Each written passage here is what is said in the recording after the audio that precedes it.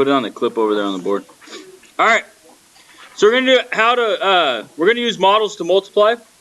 We're gonna use 100 base 10 blocks, 100 blocks. We're gonna make models of the decimals, and then we're going to combine those models in order to show how to multiply decimals. Okay. So before we get started with that, though, we need to warm up a little bit. So Jimmy buys 2 dozen cookies and a pie at the bakery for $17.50. The pie costs $8.30. How much does 1 dozen of cookies cost? So this problem has about 3 parts to it, so we need to pick out the first part that we need to do, and we're going to work through it together. So who can tell me what's the first thing I need to do here?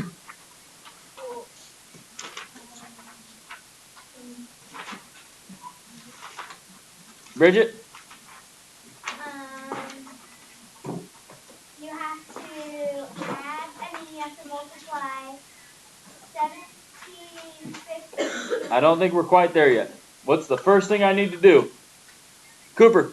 You have to subtract 830 from 1760. Yeah, I need to find out how much just the cookies cost, right? So in order to find out how much just the cookies cost, I need to take the total that I spent, which is $17.50. And I need to subtract the $8.30, which represents the pie. Okay? So once I subtract that, I'll know how much you spent on cookies. So she spent $9.20 on how many cookies? 24. How many cookies did she spend $9.20 on? 2 dozen. Don't guess. Read the problem. Oh, 24 cookies are how many? 2 dozen. 2 dozen. We want to know how many cookies cost. Yes? Because this is how much 2 dozen cookies were, and we want to know how much 1 dozen is, we need to divide this by 2. Alright? And I can already tell you that dividing decimals, we haven't even done it, but you guys can do this. Because 2 can go into 9 how many times? 4. We subtract it, bring down the 2. Alright? 6. That's 12. Bring down the 0. 2 goes into 0 how many times? 0.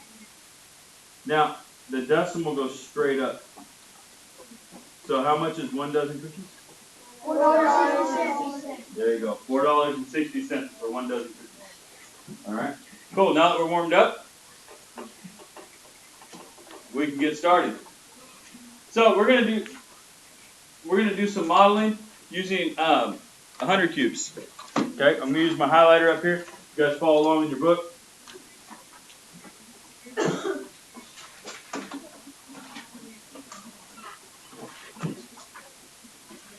Alright. We're going to shape 4 rows of each model to represent 4 tenths. So I just count 4 of these. 1, 2, 3, 4. 1, 2, 3, and 4. So there I go. I have them all shaded. That's our first step. I know, it's real difficult, right? No, it's not difficult. So now, our next step is we're going to be using a single 100, and we're going to combine them. Okay? So look, and here we have 4 tenths times 2. So down here we created 4 tenths, 1 4 tenths, 2 4 tenths. So this is 4 tenths, and this is 4 tenths. Okay? All we're doing is we're modeling repeated addition. Okay? That's all we're doing. We're modeling it. So you guys have done this before. So now we're going to take those, we're going to combine. So I need 1, 2, 3, 4, 5, 6, 7, 8. So, how much did I shade? 80. I shaded 80 out of 100 boxes, right? Now I can reduce this by crossing that out. So the amount shaded is 80 over 100 or 8 over 10. 8 over 10. So 8/10 of the model is shaded. All right. So 4/10 times 2 equals 8/10. And here's that repeated addition that I told you that we could do on the last page. 4/10 plus 4/10 equals 8/10. All right. So now we're going to shade. We're going to find 6/10 times 3 using decimal models. So we need 6/10 times 3. So this model is really just, it's repeated addition. Okay? That's what the model actually is showing us. So we have to shade 6 out of all these. 1, 2, 3, 4, 5, 6. 1, 2, 3, 4, 5, 6. 1, 2, 3, 4, 5, 6. All right. Now, because there are so many shaded now, I'm going to count these before I go to the next thing. My last class said, Mr. Bevel, well, why don't you just multiply 6 times 4? Because this lesson is a multiplication lesson, and we haven't got there yet. So that means that we need to do everything we can not to multiply. So now that I have them all shaded, I'm going to count. 1, 2, 3, 4, 5, 6, 7, 8, 9, 10, 11, 12, 13, 14, 15, 16, 17, 18. How many rows am I going to have to shade? 18. 18. So when I come over here, I'm going to shade 18 rows. 1, 2, 3, 4, 5, 6, 7, 8, 9, 10. How many more do I need to shade? 8.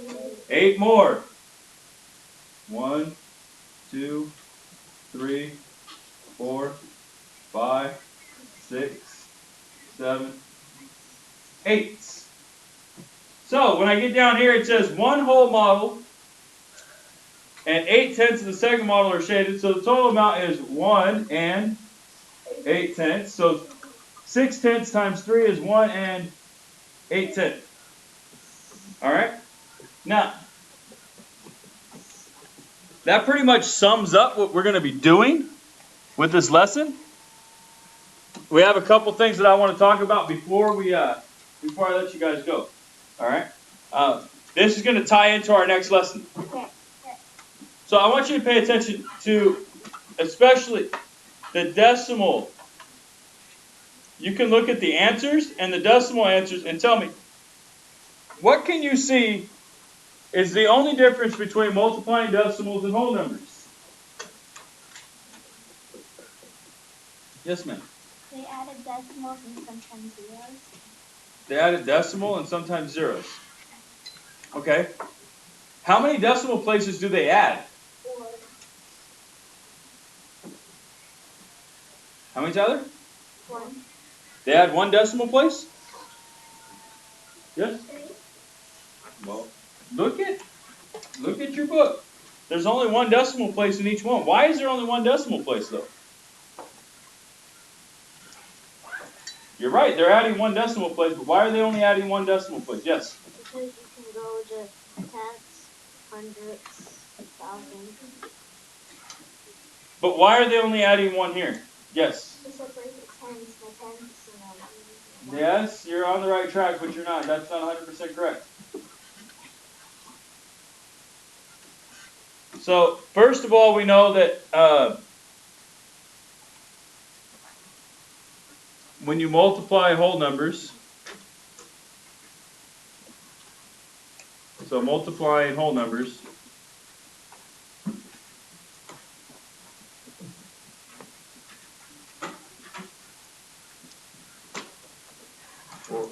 or decimals, we have the same digits, we'll call it, right?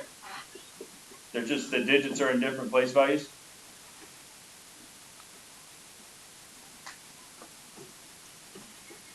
So we're going to say we get the same digits.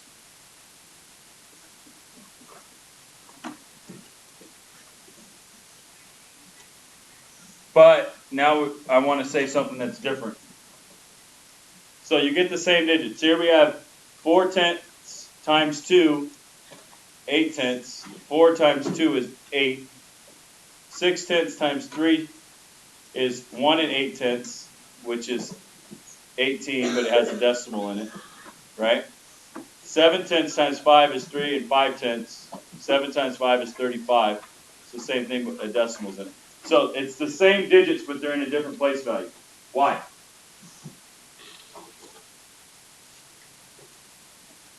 Yes? These are numbers that will be multiplied. How many decimal places are actually in the multiplication problem? How many decimal places are in that multiplication problem, Tyler? 1. So how many decimal places are in the answer? How many decimal places are here? Zero. There's none. So how many are in the answer? 0. So, but the answer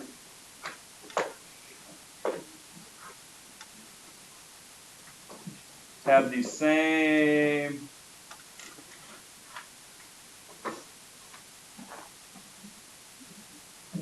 number of decimal places as the problems.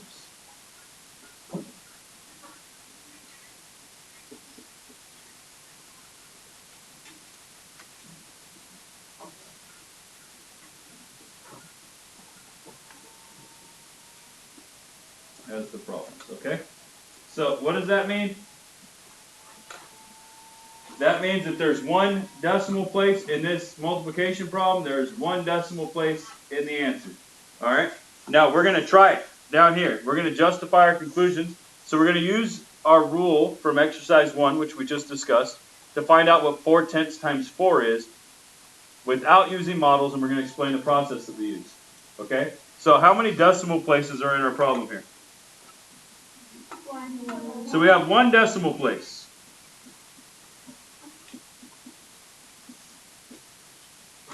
All right? So now we're going to ignore the decimal. 4 times 4 is what? 4 times 4 is 16. How many decimal places do I need? 1. So I'm going to start from the outside of our problem. I'm going to move in 1, put our decimal there. So we have 1 and 6 tenths. We're done. Okay? Now, for this, I want you guys to do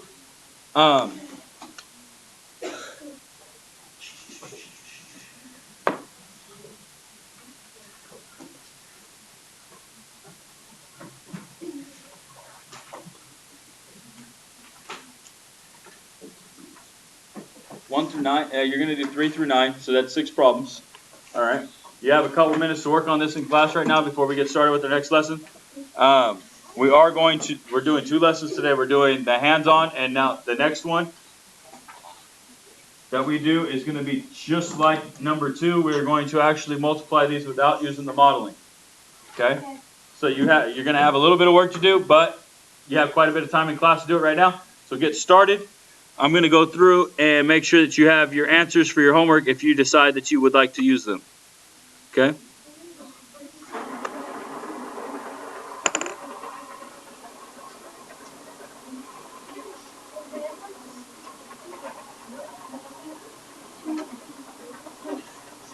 And I'm sorry, you're only going to number 8, not 9.